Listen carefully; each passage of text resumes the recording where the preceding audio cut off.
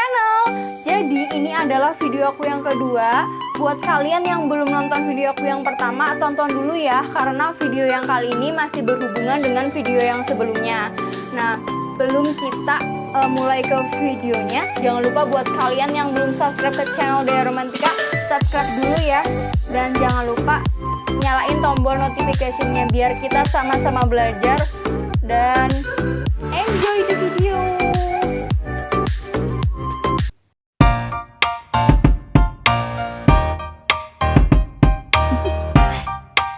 Do you want to know? Well, I've been thinking about you, and I think I have to listen, because the sun is up, it's a beautiful day. My beginning will be as bright as the sun. Toxikokinetik. Nah, topik yang akan kita bahas di video kali ini adalah yang pertama, absorpsi, yang kedua, distribusi, yang ketiga, biotransformasi, yang keempat, ekskresi, dan review jurnal. Nah, kalian tahu nggak sih toksikokinetik? Aku kasih tahu ya. Toksikokinetik itu obat yang masuk dalam tubuh melalui berbagai cara pemberian. Umumnya mengalami absorpsi, distribusi, dan peningkatan untuk sampai di tempat kerja dan menimbulkan efek. Kemudian, dengan atau tanpa biotransformasi, obat diekskresikan dari dalam tubuh. Absorpsi. Absorpsi ditandai oleh masuknya kenobiotika atau tokson dari tempat kontak atau paparan menuju sirkulasi sistemik tubuh atau pembuluh limfe. Absorpsi didefinisikan sebagai jumlah kenobiotika yang mencapai sistem sirkulasi sistemik dalam bentuk tidak berubah. Tokson dapat terabsorpsi umumnya apabila berada dalam bentuk terlarut atau terdispersi molekular. Absorpsi sistemik tokson dari tempat ekstravaskular dipengaruhi oleh sifat-sifat anatomik dan fisiologik, tempat absorpsi, sifat membran biologis, dan aliran kapiler darah tempat kontak, serta sifat-sifat fisikokimia, tokson dan bentuk farmasetik tokson, tablet, salep, sirup, aerosol, suspensi, atau larutan. Jalur utama absorpsi tokson adalah saluran cerna, paru-paru, dan kulit. Distribusi. Setelah kenobiotika mencapai sistem peredaran darah, ia bersama darah akan diedarkan atau didistribusikan ke seluruh tubuh. Dari sistem sirkulasi sistemik, ia akan terdistribusi lebih jauh melewati membran sel menuju sistem organ atau ke organ-organ tubuh. Distribusi suatu kenobiotika di dalam tubuh dapat dipandang sebagai suatu proses transport reversibel suatu kenobiotika dari satu lokasi ke tempat lain di dalam tubuh. Transport transmembran dapat berlangsung melalui proses difusi pasif, difusi transpilitasi, difusi aktif, filtrasi melalui poren atau proses fagositosis. Di dalam tubuh dipengaruhi oleh yang pertama, tercampurnya kenobiotika di dalam darah, yang kedua, laju aliran darah, yang ketiga, laju transport transmembran. Eliminasi. Eliminasi adalah pengeluaran, penghilangan, penyingkiran, penyisihan, dan dalam bidang kesehatan, eliminasi adalah proses pembuangan sisa metabolisme tubuh baik berupa urin atau feses. Metabolisme dan ekskresi dapat dirangkum ke dalam eliminasi. Yang dimaksud proses eliminasi adalah proses hilangnya kenobiotika dari dalam tubuh organisme. Eliminasi suatu kenobiotika dapat melalui reaksi biotransformasi atau ekskresi kenobiotika melalui ginjal, empedu, saluran pencernaan. Dan jalur ekskresi lainnya yaitu kelenjar keringat, kelenjar mamae, kelenjar ludah, dan paru-paru. Jalur eliminasi yang paling penting adalah eliminasi melalui hati atau reaksi metabolisme dan ekskresi melalui ginjal. Selanjutnya ada biotransformasi. Biotransformasi atau metabolisme obat adalah proses perubahan struktur kimia obat yang terjadi dalam tubuh dan dikatalisis oleh enzim. Pada proses ini, molekul obat diubah menjadi lebih polar, artinya lebih mudah larut dalam air dan kurang larut dalam lemak sehingga lebih mudah diekskresi melalui ginjal. Selain itu, pada umumnya obat menjadi inaktif sehingga biotransformasi sangat berperan dalam mengakhiri kerja obat. Tetapi, ada obat yang metabolitnya sama aktif atau lebih aktif. Ada obat yang merupakan calon obat atau produk atau justru diaktifkan oleh enzim biotransformasi ini. Metabolit aktif akan mengalami biotransformasi lebih lanjut dan diekskresi sehingga kerjanya berakhir. Nah, bisa dilihat ya, ini adalah skema singkat metabolisme obat. Nah, selanjutnya adalah review jurnal. Ingat ya, ini bukan dari jurnal penelitianku sendiri dan aku hanya nge-review. Jurnal ini berjudul Profil Penggunaan Obat Antidotum di Rumah Sakit Umum Daerah Undata Provinsi Sulawesi Tengah periode 2016-2018. Nah, pengarangnya itu dari Ingrid Faustin, jurusan Farmasi Fakultas MIPA Universitas Tadulako, Palu, Indonesia.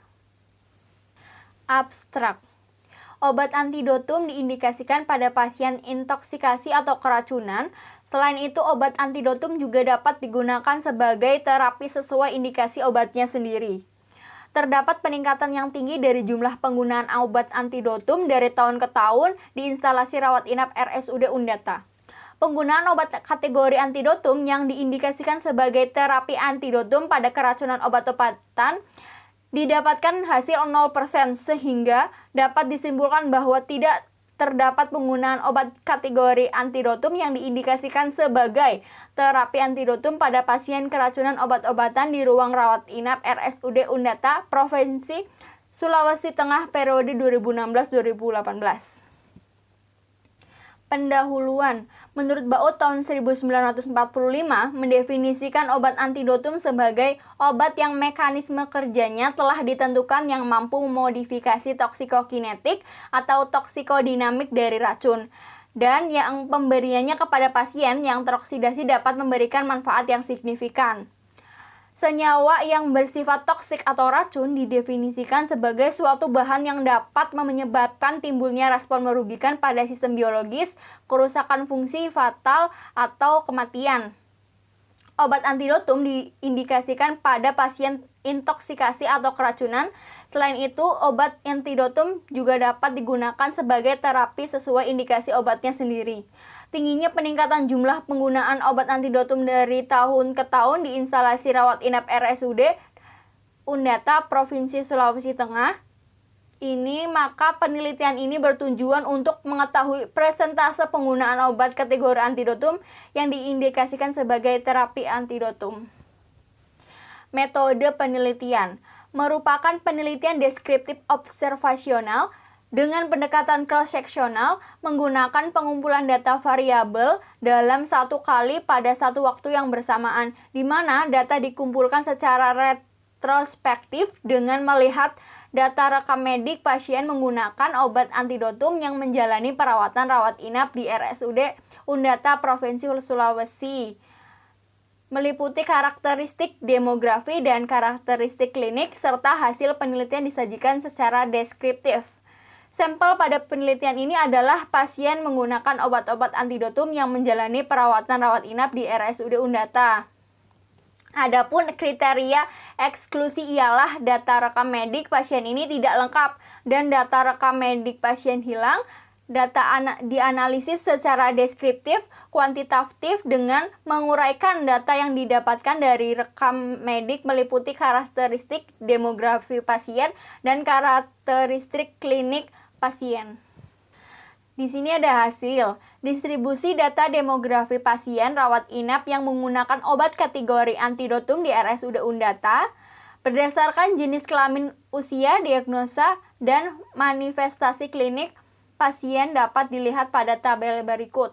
Nah, di sini ada tabel yang pertama, kedua, ketiga, dan keempat. Bisa dilihat ya. Nah, kita sampai ke pembahasan ya. Untuk tabel yang pertama, menunjukkan jumlah pasien yang menggunakan obat kategori antidotum di RSUD Undata, Provinsi Sulawesi Tengah, lebih banyak pada pasien yang berjenis kelamin perempuan dengan persentase 53,3%. Hal ini sejalan dengan pasien rawat inap yang menggunakan kategori antidotum di RSUD Undata Provinsi Sulawesi Tengah. Terdapat lebih banyak pasien yang berjenis kelamin perempuan dibandingkan pasien yang berjenis kelamin laki-laki, yaitu dengan persentase pasien yang berjenis kelamin perempuan adalah 52% atau 156 pasien, dengan berjenis kelamin laki-laki adalah 48% atau 144 pasien. Nah, untuk tabel yang kedua menunjukkan tanda dan gejala serta diagnosa medis untuk penggunaan obat kategori antidotum pada pasien, di mana beberapa diagnosa medis mempunyai tanda dan gejala yang sama, yaitu antara lain diagnosa hiperemesis gravidarum dan lain-lain. Sedangkan untuk tabel yang ketiga, presentasi berdasarkan diagnosa untuk pasien yang penggunaan antidotum secara berturut-turut. Dari presentasi terbesar adalah diagnosa hiperemesis gravidarum dengan presentase 10,7%, 8 pasien, TB paru 8%, 6 pasien, asma bronsial 6,7% atau 5 pasien, dan lain-lain. Nah, untuk tabel yang keempat, didapatkan hasil bahwa penggunaan obat kategori antidotum pada pasien yang paling banyak yaitu pidosin atau vitamin B6 dengan rute pemberian melalui oral adalah 37 pasien atau 49,3%.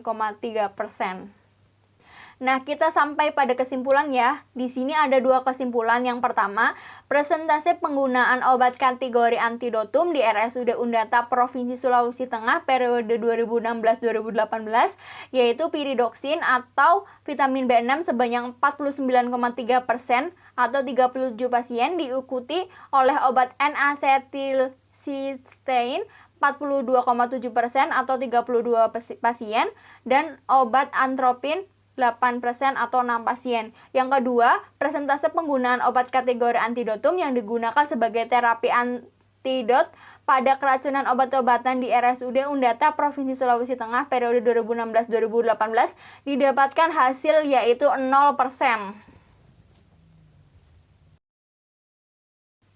Yeay! Terima kasih ya buat kalian yang udah nonton video ini sampai habis. Jangan lupa like, comment, subscribe, and share ke teman-teman sosial media yang kalian suka. Dan thank you guys!